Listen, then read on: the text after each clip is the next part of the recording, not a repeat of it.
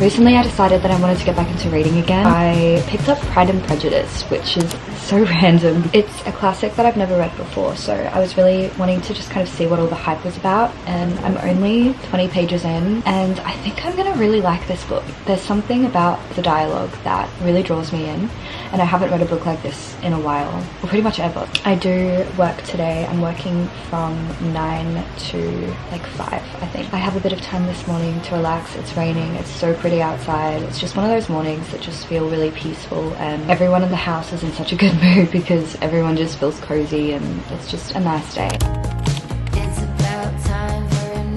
I like to check my YouTube like first thing because I want to make sure that I'm replying to comments from people. That's something that I'm really trying to get better at. So I check my YouTube comments first thing in the morning, and then before I scroll anywhere, I'll just put my phone away and read for a little while. I'm going to actually film a morning routine for you guys because now I have a really good morning routine. I'm trying to save it for a morning routine video. I will definitely make one of those next week. I also had this idea this morning where I basically touch on my weight loss and how I've been able to sustain my results and also maintain them. And I think I'm just going to be really transparent with you guys and show you guys the ups and downs because it hasn't been easy, and there have been multiple times where I've fallen back into habits and I've had to catch myself before they become like an everyday thing. So I've come up with some really helpful tools to help you manage that if you are kind of in your post weight loss, post glow up phase where now you're just keeping in line with this new version of yourself, because we're only human and you know we're gonna have days where we fall back into bad habits or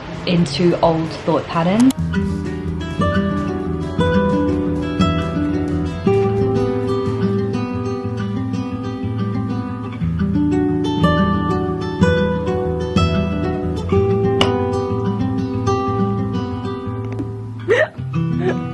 She's a break dancer.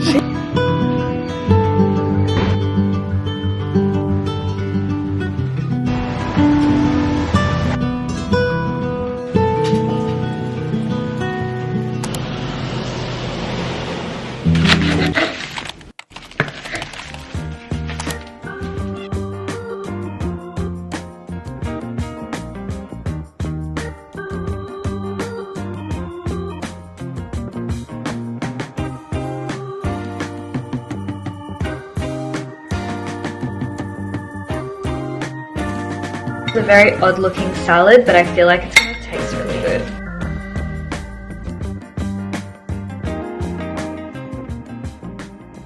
If you're new here, you won't know what I'm talking about, but basically a video of mine went viral recently where I discussed the ways that I use keto to manage my PCOS symptoms, which I was guided to do by my doctor. The comment was just spreading misinformation and it was honestly quite dangerous, so I deleted it and I wanted to address it here. I had a comment on my latest video, the one where I show you guys what I eat to get into ketosis, that I had to delete because it was honestly just really awful and it was spreading misinformation. The comment was basically saying that I eat too many carbs to get into ketosis. I think it's someone who hasn't watched my other videos. Why would I share a video showing what gets me into ketosis if it doesn't work?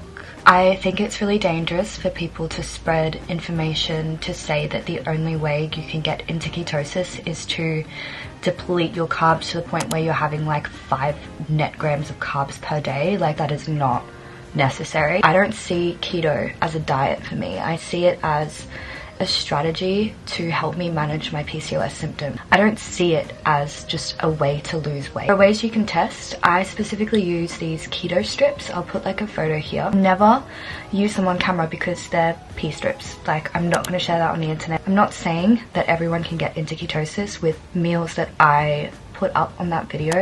When I first started keto, it took me 4 days of depleting my carbs to around 20 net grams of carbs per day. And hey, look, balanced my hormones. I now have a period again. I got my period at 12 years old, getting maybe 3 periods a year. Went on birth control, went off birth control, getting maybe 7 periods a year until I started keto. I have not skipped a single period since I started keto. I get it on the day that it's due. I'm so grateful for this lifestyle and this way of living. I want to share that with other women, and I'm not saying that it's going to be for everyone with PCOS, but if there's one woman out there with PCOS with my symptoms that tries this after going to a doctor, I always say go to a doctor first. I'm not a doctor. And it works for them. Like, it's just, that's my goal, right? Like, that's all that I want. I was quietly protective of my heart to reassure that I couldn't break to pieces and be left alone once more. If you hadn't been so patient, you'd be easy to ignore. You put up with all my bullshit till you didn't anymore. And now I stand here calling at your door. Oh, now I stand here calling at your door. Yeah, I'm yours, anywhere you want. Yeah, I'm yours, and now we're singing.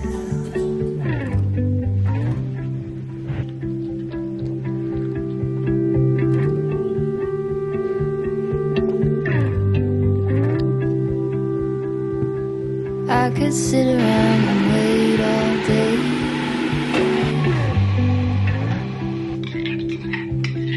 You lay easy on my mind.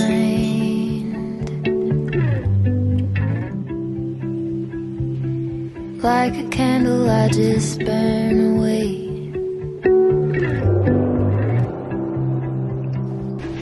All we really had this time.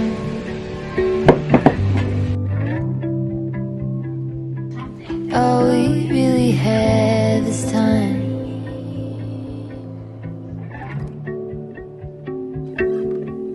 I don't wanna waste it on anybody.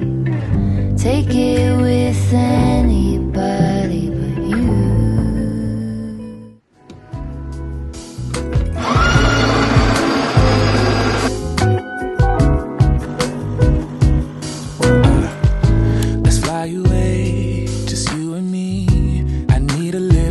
From the city, it's been so long since we've been gone. I wanna feel that summer feel, but I don't wanna go if you ain't with me. Let's make a home, be all alone. So tell me, baby, where would you like to go?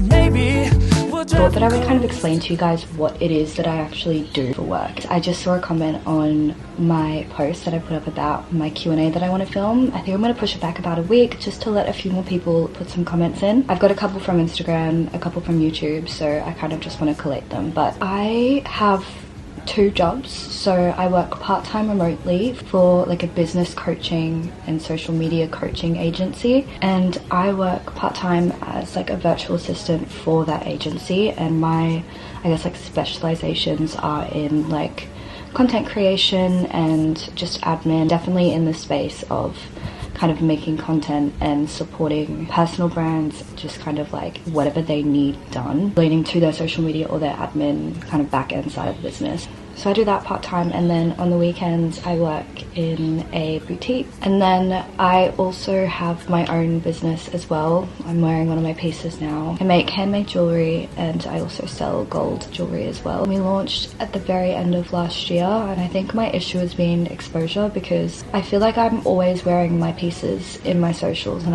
I always bring up my brand, but people still will message me going, oh, where did you get your necklace? Where did you get your earring? It's a little bit difficult. I've come into a bit of a rut with Dreamy at the moment. I love it so much and I believe in it so much. I'm so proud of my product and the pieces that I put out there, but I just can't get any reach with the brand. It's why I started a YouTube channel in the first place, actually. Years ago when I was doing ceramics, was to hopefully elevate my platform so that I could show people what I do and show people the pieces and have that like behind the scenes aspect of it almost. I think my game plan for this year is to definitely do more markets. So I really plan on going to Sydney and doing the Bondi markets there. So if you're in Sydney and you know the markets that I'm talking about, I'm hoping to do that a couple times this year and just be able to put all my pieces out on the line for everyone to see, because you really have to see these in person. Like on camera and in photos, don't ever do any of my necklaces or any of my jewelry justice. Really is when you see them in person, you're like, oh, this is beautiful. And that's the feedback that I get from all of my customers. I'll always get DMs from people after they purchase saying how much they love the pieces and how stunning they are in person. Markets are going to be a really good way for me to get a little bit more exposure for my brand. I also do illustrations as well. You would have seen in my last video. One of them is just like hanging out up there, the strawberry. I designed all of them myself, and I have them printed on a high quality canvas, so I'll be taking them to the markets as well. So I've got 2 jobs, a small business, and I also start studying again full-time as of the 4th of March. So my life is about to get chaotic, but I do see YouTube as a job for me. I do get paid from YouTube, but it is a very minuscule amount. In a month's pay of YouTube, I can't live off it in a week. So I'm just being transparent there. Yes, I'm monetized, but AdSense is not well paying. Alright guys, I think that I'm gonna leave the vlog here. I just filmed a video on how to heal from a heartbreak, or like my best tips to get through a breakup. I don't know if I'm gonna post it. I guess you guys will know if I posted it or not, if I've gotten the guts to do it, because obviously it relates to my personal experience and I didn't know whether I wanted to go into that or not, so it's fine. There's not a single part of the video where I kind of go too personal. Anyway, I love you guys so much. I'm so excited for all the videos I have coming out because I feel like I'm finally giving you guys videos that you've been asking for. I wouldn't be doing any of this if it wasn't for you guys, so again, the support that you give me on my videos, I see your comments, it means so much to me, and I'm such a small channel right now, so I get to see all of the comments, I get to see you guys, and every ounce of support you give me, I feel that, and it keeps me going because content creation is such a dream of mine. I dare that maybe one day I could make this my main job. Would be really cool. So yeah, I really love and appreciate all of you, and yeah, I hope you have a lovely rest of your week, and I'll see you in the next upload. I don't wanna waste it.